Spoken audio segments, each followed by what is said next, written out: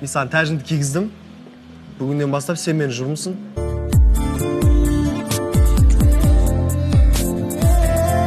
Жауабым жоқ. Жоқ?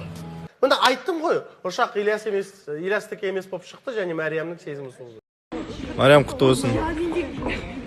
Өте әдемі гүл. Бірақ неге көңіл күй жоқ? Мен соны түсінбей қалдым.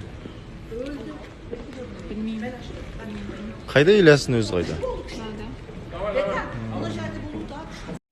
Үйге келдім, сразу жатырмын, ештеме істегім келген жоқ. Егер менде сезім болмаған болса,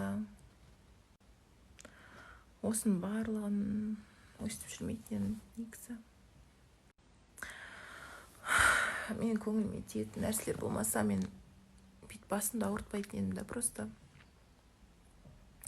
Бәрі мияуладың, иттің, биттің деп айтып жатыр да, просто. Блин, менің ішіндегі айтқым келіп тұрған сөзімді бәріне дұрыс емес түсініп жатыр. Егер сезім болмаса, мен бүйтіп қиналып жүрмейтін едім да.